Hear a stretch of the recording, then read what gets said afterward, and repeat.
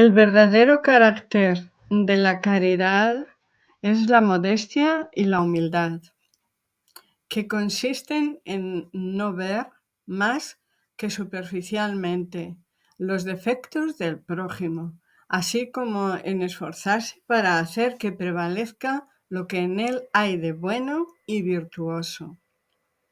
Porque aunque el corazón humano sea un abismo de corrupción, siempre existirá en algunos de sus pliegues más recónditos el germen de los buenos sentimientos, chispa brillante de la esencia espiritual.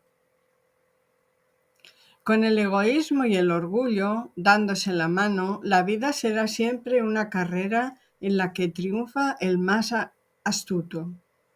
Una lucha de intereses, en la que son pisoteados los más puros afectos, en la que ni siquiera se respetan los sagrados lazos de la familia. Los prejuicios del mundo sobre los que se convino a denominar pundonor producen esa susceptibilidad sombría, nacida del orgullo y de la exaltación de la personalidad, que conduce al hombre a devolver una injuria con otra injuria, una herida con otra herida, lo que es considerado justo por aquel cuyo sentido moral no se eleva por encima de las pasiones terrenales. A eso se debe que la ley mosaica prescribiera ojo por ojo, diente por diente, ley en armonía con la época en que vivió Moisés, pues Cristo vino y dijo: retribuir el mal con el bien. Y dijo además: no resistáis al mal que os quieran hacer. Al orgulloso esta máxima le parece una cobardía, pues no comprende que haya más valor en soportar un insulto que en vengarse. Esto le sucede siempre debido a que su vista no llega más allá del presente. Con todo, ¿es preciso tomar literalmente esa máxima? No, como tampoco debe tomar literalmente lo que ordena que nos arranquemos el ojo que haya sido causa de escándalo. Llevada hasta sus últimas consecuencias, aquella máxima equivaldría a condenar toda represión del mal, incluso legal, y dejar el campo libre a los malos, que se verían liberados de todo motivo de temor. Si no se pusiera un freno a las agresiones de los malos, muy pronto los buenos serían sus víctimas. Hasta el instinto de conservación, que es una ley de la naturaleza, impide que pongamos benévolamente el cuello a disposición del asesino. Con esas palabras, pues, el Maestro Jesús no prohibió la defensa, sino que condenó la venganza. Al decir que presentásemos la otra mejilla cuando nos golpean, quiso decir de otra forma que no hay que retribuir el mal con el mal, que el hombre debe aceptar con humildad todo lo que tienda a rebajar su orgullo, que es más glorioso para él ser golpeado que golpear, y soportar con paciencia una injusticia que cometerla él mismo, que vale más ser engañado que engañar, ser arruinado que arruinar a los demás. Desde la cuna, el niño manifiesta los instintos buenos o malos que trae de su existencia anterior, y es preciso aplicarse a estudiarlos. Todos los males tienen su principio en el egoísmo y en el orgullo. Vigilad, pues, las menores señales que revelen el germen de esos vicios y tratad de combatirlos sin esperar a que echen raíces profundas.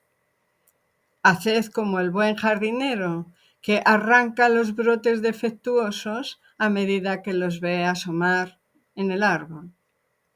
Si dejáis que se desarrolle el egoísmo y el orgullo, no os espantéis más tarde de que se os pague con la ingratitud.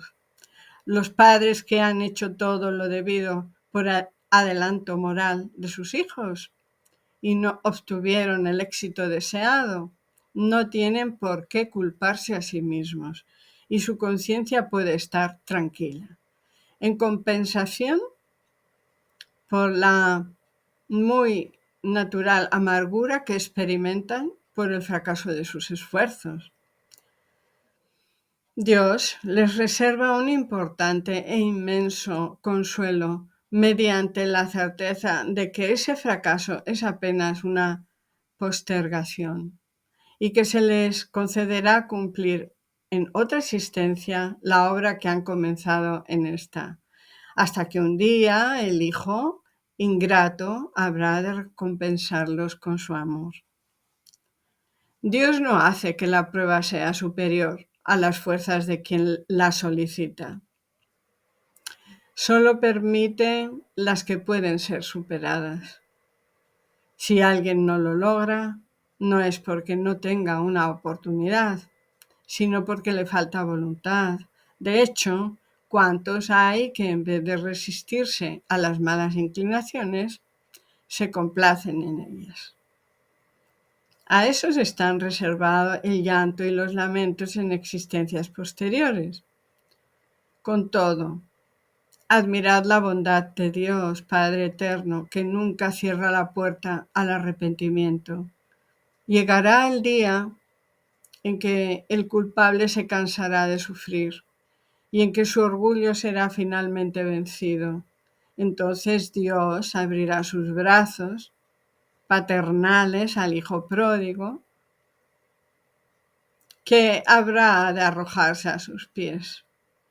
Las pruebas difíciles, escúchenme bien, casi siempre son indicio del final de un sufrir y del perfeccionamiento del espíritu, en caso de que sean aceptadas con el pensamiento puesto en Dios Padre Eterno. Es un momento supremo, en el cual, sobre todo, lo que importa es que el espíritu no cometa el error de quejarse, si es que no quiere perder el fruto de esas pruebas y tener que volver a comenzar. En lugar de quejaros, agradeced a Dios Padre Eterno la oportunidad que os proporciona salir vencedores, a fin de otorgaros el premio de la victoria. Entonces saldréis del torbellino del mundo terrenal para ingresar al mundo de los espíritus superiores y allí seréis aclamados como el soldado que sale triunfante de la lucha. Entre todas las pruebas, las más penosas son las que afectan al corazón. Hay quien soporta con coraje la miseria y las privaciones materiales, pero sucumbe bajo el peso de las amarguras domésticas. Torturado por la ingratitud de los suyos, cuán punzante es esa angustia. No obstante, en esas circunstancias, ¿qué puede restablecer mejor la entereza moral, sino el conocimiento de las causas del mal y la certeza de que aunque existan profundos quebrantos, no hay desesperaciones eternas? Pues no es posible que Dios quiera que su criatura sufra indefinidamente. ¿Qué hay más reconfortante, más estimulante que la idea de que depende de los esfuerzos de cada uno la posibilidad de abreviar el sufrimiento mediante la destrucción en sí mismo de las causas del mal? Para eso, sin embargo, es necesario que el hombre no tenga su mirada en la Tierra, en el planeta Tierra, ni vea una existencia solamente, sino que se eleve para sobrevolar en lo infinito del pasado y del porvenir. Recién entonces la soberana justicia de Dios se os pone de manifiesto y vosotros aguardáis con paciencia porque encontráis una explicación para lo que en la Tierra, en el planeta Tierra, os parecerían verdaderas monstruosidades. Las heridas que ahí recibís no os parecen más que simples rasguños. En ese golpe de vista lanzado sobre el conjunto, los lazos de la familia aparecen en su verdadera perspectiva.